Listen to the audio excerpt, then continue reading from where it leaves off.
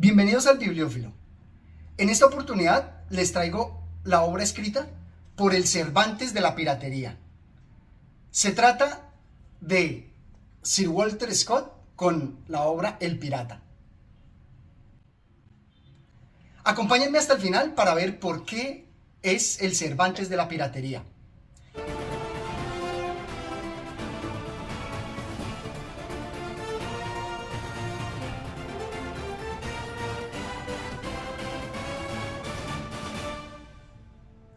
Antes que nada quiero resaltar que a pesar de que el libro se llama El Pirata, me parece que la figura central es la mujer. Y me recuerda mucho la película de Disney de Valiente, donde se resalta la figura femenina. Y coincidencialmente también se trata de una historia de Escocia, de Shetland, donde el genio de Walter Scott nos va a presentar todas las costumbres de esta región, la descripción de sus paisajes y su desarrollo histórico. Pero vayamos por partes. ¿Por qué me parece que la figura central es una mujer? Se van a dar cuenta que Ula o Norna va a estar siempre relacionada con todos los hechos de la novela. Norna, una mujer extraordinaria, dotada de una energía superior, que obraba siempre por motivos que solo ella conocía e independientes de toda consideración humana. Vamos a ver que al describirnos las costumbres y supersticiones de los escoceses, nos va a presentar esta figura de gran importancia. Como les digo, esta mujer va a estar en el ojo del huracán, va a estar inmiscuida en todos los hechos importantes que se narran en la obra. Y todavía me parece más curioso que así como los piratas, ella sufre una transformación de nombres, de Ula a Norna. Pero todo eso se los dejo para que lo descubran en esta magnífica obra. Sir Walter Scott va a aprovechar también todos los elementos estéticos para atrapar a los lectores en la historia que nos presenta, que acaso hacen parte del folclore de Escocia, de Shetland, y nos sumerge en la profundidad de un oráculo. El oráculo confuso quedó cumplido por este acto criminal, haciendo de mí un ente enorme y poderoso, pero infinitamente desgraciado. Va a aprovechar, como en las grandes épicas en la cultura grecorromana, donde se aprovechan los oráculos para acaso crear tragedias memorables, como la de Edipo Rey. Para mí, él trata de hacer algo similar con el folclore escocés. Y se ve remarcado aquí el papel importante de la mujer. Creo, Brenda, todo lo que creyeron mis antepasados, sin pretender ser más sabio que ellos. Todos creían que cuando un ser, no importa de qué sexo, sufría grandes tormentos, la providencia le abría los ojos del alma y le concedía el conocimiento de lo futuro. La pobre Norna ha sufrido muchísimo para merecer los dones que le han sido otorgados.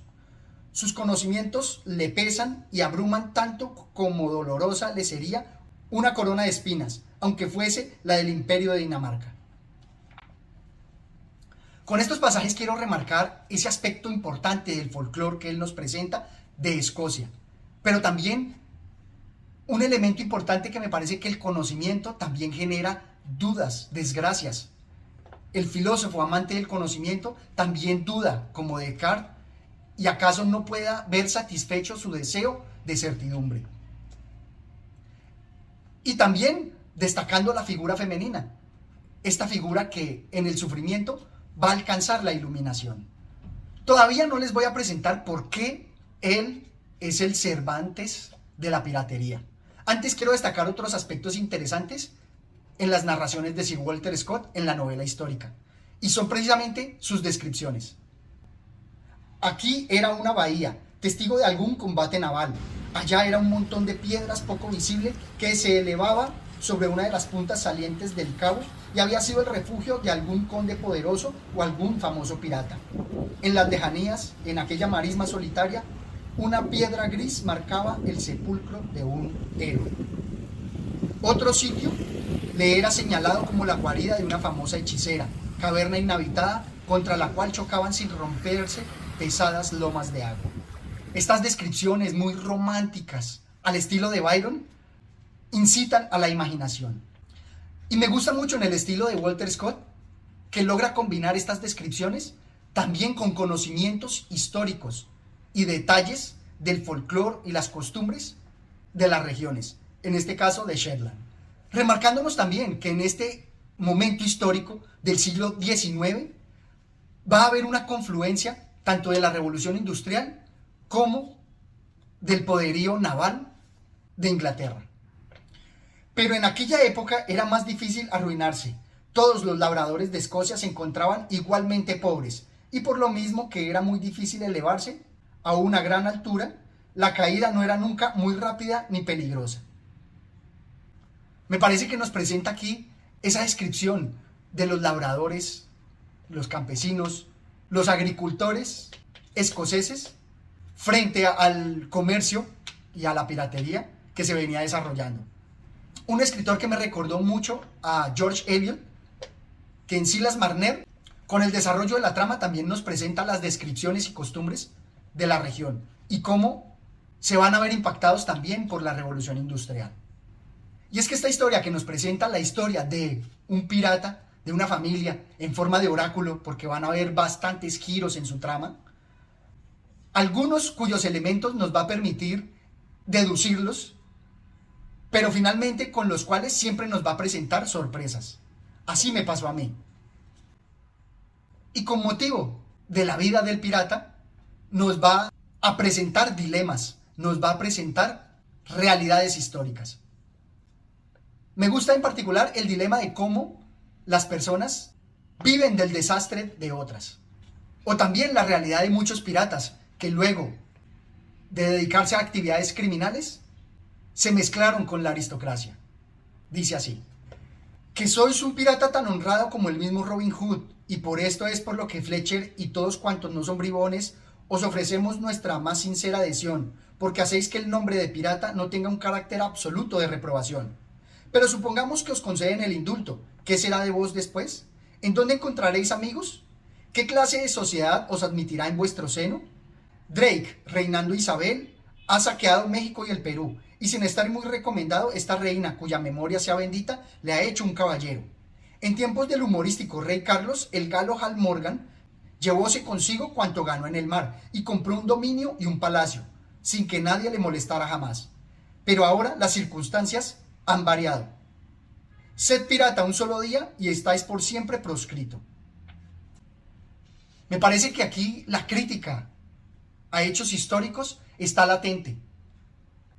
Pero también en las figuras de los piratas nos va a presentar estas grandes figuras que acaso sean aprovechadas por Hollywood en Piratas del Caribe o en cuantas películas sobre piratas se han producido. Pero ahora sí llegamos a la parte más importante. ¿Por qué Sir Walter Scott es el Cervantes de la piratería? En innumerables referencias de esta obra se puede constatar. Aquí voy a resaltar algunas. Como por ejemplo el humor, que de forma similar a como lo desarrolló Cervantes en el Quijote, se nos presenta. Mientras Triptolemo hablaba, el caballo, que no había cesado de saltar y hacer corvetas, metió la cabeza entre las patas delanteras, tiró un par de coces y arrojó al jinete al arroyo, corriendo luego hacia la dehesa en que le habían cogido, relinchando y coceando, satisfecho por haberse librado de su carga. Escenas cómicas como en esta donde alguien cae del caballo nos recuerdan mucho la obra de Cervantes. Pero no es solamente estos aspectos los que muestran la cercanía. Veamos una referencia directa. Ahora sí que empiezo a creer en los sortilegios, como decía aquella historia española que me quitasteis ya hace tiempo, porque enamorada de los antiguos caballeros andantes escandinavos, os hacía ver que sobrepujabais en extravagancias al héroe de la misma. Ah, Mina, vuestro rubor prueba que vuestra conciencia os acusa y os recuerda el libro a que me he referido. ¿Creéis que sea menos cuerdo confundir un molino de viento con un gigante que al comandante de un barco corsario con un cumpe o un viking? Qué gran referencia la que nos presentan, demostrándonos la gran admiración que Walter sentía por Miguel de Cervantes Saavedra. Otro elemento de gran importancia es el uso de las supersticiones y los augurios.